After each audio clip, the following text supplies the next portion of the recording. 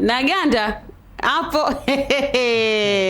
Najua ukisikia kauli hii utajua tunamzungumzia nani hapa. Maalim. Naam. Mashallah. Nilikuwa sijageuza macho. Wewe tena. Ni mimi tena huyo Osman Maalim. Yaani mimi unaninyoosha. Unajua una jina zuri sana. Alhamdulillah, nashukuru Mwenyezi Mungu. Jina langu mimi namshukuru Mungu, jina langu ni zuri. Hata wewe pia. Sawa, mimi hapa ni Samira. Mashallah, mashallah. Dada yangu pia anaitwa ni aunti yangu, of course, anaitwa Samira. Ni jina moja hivi nalipenda, kwanza jina zuri. Linakaa mdomoni, ni jina ambalo hata mkimuita mtu anaweza taka shtuka. Samira, maana jina mashallah, jina zuri. Jina fulani hivi la Kiarabu. Liko simple. Ni jina ambalo mimi mwenyewe binafsi nalipenda hata kulitamka. Kuna majina nayapenda kiukweli. Na ukiacha Samira nalipenda kiukweli. Kuna Samira, kuna Yusra, kuna kwa kiume Mundhir. Yaani majina nayapenda sana. Ni Samira, Yusra. Maana majina najisikia yanavyo match. Samira, Yusra. Yana sound vizuri, yani ukimsikiliza mtu anajua kabisa. Kuna hapa jina limetoka. Mimi napenda kuna majina ambayo yanaendana na majina ya kiume. Samira, Samir, Rahma, Rahim, Munira, Munir. Mashallah. Samir, yani vitu kama hivyo. Tunaona kuna baadhi ya mastaa wengi sana wanawapa majina magumu sana watoto wao. Umeelewa? Wajifunze, kuna majina mazuri tu, umeelewa, ambayo yako simple kabisa. Kuna kipindi walifuriza watu kuwapa majina ya kwenye tamthilia. Mbaya zaidi kuna watu wana Asumani. Unajua kuna Asumani, unaelewa? Asumani, mimi naitwa Asumani. Asumani ni nini? Sijui. Kwani si ni jina hilo? Athman. No, ile ni Othman. Kuna Athmani pia. Hapana. Kwa hiyo Asumani na Osman tofauti yake ni nini? Ni A na O. A na O. Sasa hiyo reality, yani kwamba hiyo Asmani sisemi kwa ubaya, naongea hivi tu just kwamba kila mtu anavyojua, umeelewa? Majina mengi sana yanaingiana na Kiarabu, na hasa ya majina ya Kiislamu yanaingia sana na Kiarabu, umeelewa? Sidhani kama mtu ambaye anaitwa Asumani alafu kaeka na Osmani ukasema jina tofauti. Ni jina hilo lo moja. Na ndio maana Asumani unaweza kumuita Achi, utamuita Ochu au Achu. Umeelewa? Utamuita Ochu. Ochu vipi? Na anaitwa Asumani huyo. Umeelewa? Kumbe. Kwa hiyo Asu. Jina fulani ambayo big time bana. Sawa, sisi hapa tuko na ni bwana yule ni Twaha Twalbu. Yule kama sio Twabu ni Twaha. Ankoti. Twalib ndio jina lake. Twalib. Yeah. Sawa, tuko na Ankoti. Ila Ankoti hapo umetupiga. Ankoti bwana alifanya uzinduzi. Uzinduzi mzuri tu, hongera nyingi sana kwako. Uzinduzi ile tuseme ni market. Ni market kwa wanaitaga ni grocery. Yaani ile kama grocery sio tu ya vinywaji. Nafahamu. Yes. Lakini sisi kwa Swahili tunaita genge. Lakini genge la kishua. Yes, kalita genge huru. Kalipa mwenyewe jina la genge huru. Sasa japokuwa zimekuwa kuna mfululizo wa kuigana idea. Unajua hizi zimekuwa kama idea 3. Ankoti la kuna mwanadada mwigizaji kutoka Bongo Movie, Kibibi naye kafungua hivyo. Japokuwa yeye kwake ameweka zile ni mboga kwa nyanya siku na nini. Kama Ankoti. Afu pia kuna Asma Jamida. Yule mchekeshaji yule. Naye pia kwake alifungua ile nayo pia iko Sinza. Na yenyewe imekaa vile kiasi kipindi fulani hivyo wakawa paka wanasema sasa mbona tunaona tu si makopo ya Blue Band si na nini. Yaani kama kimini supermarket fulani hivi. Tuachane na idea kufanana. Issue ambayo sasa imefanya watu wabaki midomo wazi ikiwa ni baada ya Ankoti kufanya interview, na hongera nyingi sana, uzinduzi ulikuwa mzuri. Ulihudhuriwa na mastaa wengi ikiwemo Nandi, lakini pia ikiwemo Official Nai, ikiwemo Posh Queen na mastaa wengine kibao. Tunajua Ankoti ni mtu wa kujitoa kwenye shughuli za watu. Kwa hiyo lazima watu pia nao wajitoe kwenye shughuli yake. Kabisa. Baada ya kufanya interview na baadhi ya media, Ankoti bwana akasema lile genge lake inaweza kawa limegharimu mtaji wa shilingi milioni 200 hata zaidi. Nicheke. Mimi kwa upande wangu watu wakazungumza wakasema hapo tumepigwa. Sasa sijui lipi ni lipi. Unajua ukija kwenye swala la investment, yani vitu kama vile, na mimi nimeliona genge huru kwa kweli, nimpongeze. Unajua Uncle T watu watamchukulia kwamba ni mtu ambaye anaongea sana, lakini mitandaoni sana. Ni mtu ambaye ana hela kiukweli. Ana akili. Ni mtu ambaye ana hela na anajua anachokiongea. Na mimi nimejaribu kuona si kwamba anazindua baadhi ya hiyo genge lake huru, mastaa kweli walifika na nini na nini. Lakini tuzungumzie kwenye swala la uwekezaji. Ndio. Hiyo hela kwa Uncle T milioni 200 so hela ndogo ujue. Na Uncle T kaekeza kuanzia mjengo mpaka zile vifaa, yani vitu vyenyewe, vifaa vyenyewe vya ndani ambavyo utakuta kuna vitu vya asili, kuna mayai ya asili, kuna ndizi, kuna mihogo. Yani kafanya kitu ambacho expensive, lakini hata Mswahili ambaye anakaa Uswahilini Sinza anaweza kuingia kwenye ile market. Umeelewa? Kwa inaweza kuwa kweli imegharimu milioni 200 na zaidi. Inafika. Mimi siwezi inafika. Ukipiga hesabu ya jengo, kulipa kodi, umeelewa? Ukipiga hesabu vitu, usichukulie masiara vile vitu jamani, angalieni ile duka. Umeelewa? Yaani usichukulie kitu ukakiona kwa juu tu. Angalia alijipanga na idea yake kwa muda gani. Umeelewa? Na mpaka kufanya vile katumia kiasi gani? Yaani katumia miezi mingapi? Unajua kuna maswali ukimuuliza atakwambia mwenyewe Uncle T ukipata nafasi ya kukaa naye. Kwa ile kwa haraka tu watu ndo akaongea hiyo. Umeelewa? Kwamba sijui milioni ngapi. Lakini ukija ukapiga hesabu ukiangalia alivyowekeza mule ndani ni jamaa, hata kama haijapita hiyo hela ni tukumpongeza tu. Kiukweli, yaani ni kumpongeza kwa sababu idea kama zile zipo zinafanywa, lakini je, wewe utazifanya kwa engo gani? Uncle T ana jina kubwa, ana watu, umeelewa? Ana pesa, umeelewa? Na anafanya kazi. Anakwambia yeye watu wanamuona tu kashafika tu pale. No.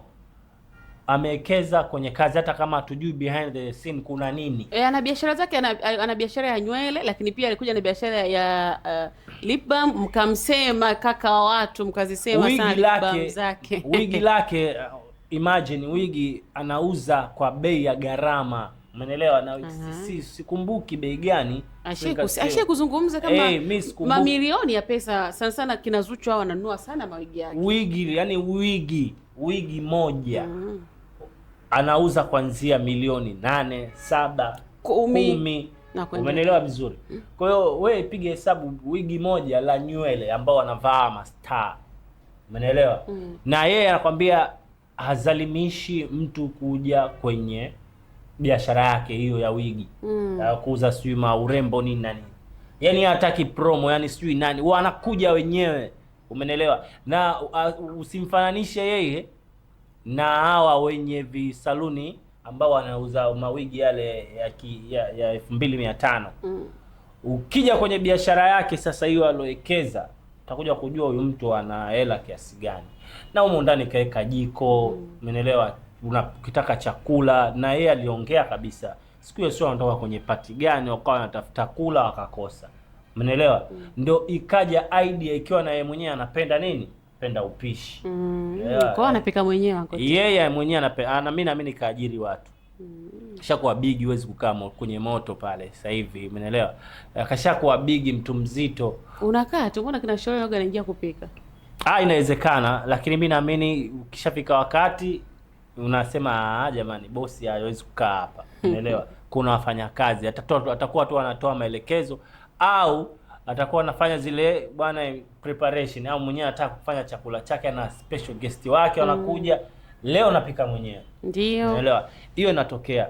Lakini ukija kwenye masuala yake ya biashara mpaka kuwekeza pale, akaongea mwenyewe, aliongea kabisa akasema kwamba mimi binafsi naekeza hela yangu kwenye biashara, akili kwenye biashara, na mimi napenda kupika. Kwa hiyo kwenye hiyo genge huru utakutana kuna market, kuna vitu vya kizungu na kuna vitu vya Kiswahili, yani hivi vitu kuanzia nazi, mihogo, sijui nini. Na hii kipindi cha Ramadhani ndio kabisa. Kwa washikaji zetu pale, washikaji zetu ambao walikuwa wanamzungumzia Uncle T, mimi sina doubt naye kiukweli kwenye swala la hela, kwa sababu naona anamwaga hela sana kwenye mitandao ya kijamii. Ukija kwenye show hizi party hizi anamwaga hela. Yaani anamwaga hela. Kwa hiyo sasa mtu kama wewe ukikwambia akafungua kitu cha milioni 200 usishangae. Milioni 100 usishangae, kwa sababu kama wigi lake anauza milioni 10. Imagine wigi tu moja. Wigi moja anauza milioni 10. Kwa hiyo unakuta ana watu kwanza, na sasa hivi uzuri zaidi anafanya delivery. Na sisi kama tunazungumzia kitu ambacho yeye mwenyewe anakijua. Unaelewa? Kwa hiyo kwa wale ambao wanampigia promo sana au wanampiga mdomo sana Uncle T, mimi sina doubt kiukweli. Na nadhani atanipa maua yangu, kwa sababu unapoongea ukweli inabidi uongee ukweli. Mimi kwenye mambo mengine naweza nikamsema, umeelewa, the way muonekano wake na nini, lakini when you talk about job, ukizungumzia kazi anayoifanya ana deserve kwa pale, umeelewa. Okay. Na mimi nashukuru kwamba Uncle T utamchamba, utaongea naye, yani utafanya, lakini ukija kwenye swala lake la serious, yani swala lake la serious, tumeona mabizaa, yani mabiashara yamefunguliwa sana katika mwaka huu hapa uliopita huu, umeelewa. Watu wamefungua biashara sijui za mambo ya housekeeping, yani urembo, wengine wamefungua biashara sijui za nini, lakini Uncle T akasema mimi nataka kufanya. Na hiyo idea mwenyewe amesema amekuja Genge Huru, imekuja kwa sababu kuna siku wanatoka club, wameshinda na njaa, wanatafuta kula, wamekosa Sinza nzima, umeelewa. Hiyo ndo akaja na idea akasema bana, mimi sasa hivi kuna kitu nataka nifanye. Kakaa kafikiria, kaona so kupika tu peke yake, umeelewa. Kwa niweke na bidhaa za nyumbani zitakuwekwa hapo. Ukitaka vitu vya asili, ukitaka sijui bidhaa zote, yani bidhaa zote unazojua wewe za nyumbani, sijui nyanya, vitunguu, mbatata, sijui vyote amekuwekea pale. Kwa hiyo ni kitu kizuri, ni nadhani kajiongeza zaidi, kiacha katoka kwenye urembo na kaushampa faida, kwa hiyo kaja kwenye biashara ambayo imekuja kama ni international. Tunaona mabiashara wanafanya hata Ulaya. Umeona Ulaya wanachukua vitu vyetu huku wanapeleka kule, ndio inakuwa kama ni marketing. Ukisema pilipili boga utalikuta, sio ukitaka nazi utakuta, ukitaka vitu vinasafirishwa kutoka hapa vinapelekwa huko. Kwa hiyo kwenye hilo Genge Huru kwa Uncle T sina doubt naye yuko vizuri. Kwa watu maarufu mnaokuwa mmefungua biashara zenu, basi ziwe na muendelezo. Kuna watu wengine mnaanza kwa mbwembwe kufungua biashara, afu mwisho wa siku tunashangaa zimepotea. Kuna kipindi wasanii walikuwa na mfululizo wa kufungua biashara. Tulimwonaga Ludiva bwana alianza na samaki. Samaki zikaenda sijui kaishia wapi. Nandy akaja na kuku. Mpaka akasema kwamba kiasi kwamba Nandy kaiga wazo la Ludiva, kiasi kwamba watu wakatengenezaga mtafaruku kati yao. Kuku zikaja sijui zikaenda wapi. Mara Nandy Bridal ikaja sijui ikaenda wapi. Yaani watu wako tu wanafungua biashara zao, zingine hatuelewi zinaishia wapi. Kwa hiyo mimi natamani pia hizo biashara tunazozifungua watu maarufu ziwe na muendelezo. Tusiishie tu kuona imekaa miezi miwili shwa kitu kikapotea. Na uzuri bana biashara au ubaya wa biashara unataka ustahimilivu. Tuna kama biashara za vyakula hivi Osman. Ujipigie hesabu kwamba mimi miezi yangu mwaka mzima nilikuwa naangalia. Yaani mimi nisha invest kiasi kadhaa. So mimi nipige hesabu ya mwaka mzima. Unaanza kulipia hesabu kuanzia kodi na kila kitu. Umeelewa? Kwa hiyo baada ya mwaka wa pili wewe ndio unaanza kuiona faida. Umeelewa? Yaani pale ndio unaona hapa sasa kweli biashara imechanganya. Asikwambie mtu hawezi kufanya biashara kwa muda miezi miwili mitatu. Umeelewa, ukasema unapata faida kwa hapo, hapana. Lazima biashara yako ipe distance mwaka at least, afu ndio unakuja kukaa chini na kila ukiangalia kila baada ya miezi 6 wewe una grow up, unakuwa. Lakini ya mabiashara ya kusema tu una force unataka biashara hapo kwa hapo, watu hata kama ni star, watu lazima wakuzumu mwanangu. Lazima watu wakuzumu, watu na washaekeza biashara yao nafika miaka 20 30 na biashara ishalipa. Kwa hiyo imefika wakati kama unavyosema Sami, biashara zile za muendelezo, na kabisa. Kwenye muendelezo wa biashara unahitaji ustahimilivu. Umeelewa? So kama kufungua duka la nguo pale, ukifungua duka la nguo, umeweka duka lako la nguo, unajua mimi asubuhi nitaamka nitafungua, utasafisha na nini. Lakini kama biashara vya vyakula vina changamoto sana. Ndio na changamoto. Kwa hiyo muwe tu na uvumilivu na ustahimilivu. Kwa hivyo nyie ambao bwana mnakaa kumsema sana Uncle T, sasa kawafunga midomo. Na baya tajiri huyu. Huyu tajiri bilionea, tajiri ambaye hapa kumbe ameshaingia kwenye orodha ya mabilionea. Yule yuko vizuri. Bado yuko kwenye bilionea. Mimi nataka nipambanishe na Chief Godluck. Hapana. Wewe kwamba Uncle T amfikie Chief Godluck? Nimpambanishe, sio kumfikia. Nimpambanishe. Unapambanishaje? Kupambanisha, kwani unajua kupambanisha? Unawakutanisha wote ulingoni hapo? Huko Mwakinyo. Utajua sababu unapambanisha. Huko Mandonga Mtukaze. Hivi kitokea umeweka ulingo mmoja Chief Godluck na Uncle T vipi? Utofauti utakuwepo. Utofauti utakuwepo kwa sababu Oyuko ana hulka kidogo tofauti na ule kule, umeelewa? Oyuko na kidogo amekaza, umeelewa? So utofauti hapo upo, lakini ukija kwenye hela, mimi nasemea kwenye madili bwana. Kwenye madili. Mbona kwenye kukaza tena? Hivyo vyote lazima uzungumze ukweli au vipi? The way unavomuona anavovaa Uncle T na anavovaa Chief Godluck, unajua kabisa hapa kuna something, kuna jambo. So sisi tumalize. Bana mimi niseme asante kwa kututazama. Ni 69 Media, mimi naitwa Ching au zapaniita Osman, na uzuri zaidi bana tuseme tu mwezi huu mtukufu wa Ramadhani tunabadilika na tuendelee kubadilika, au sio bana?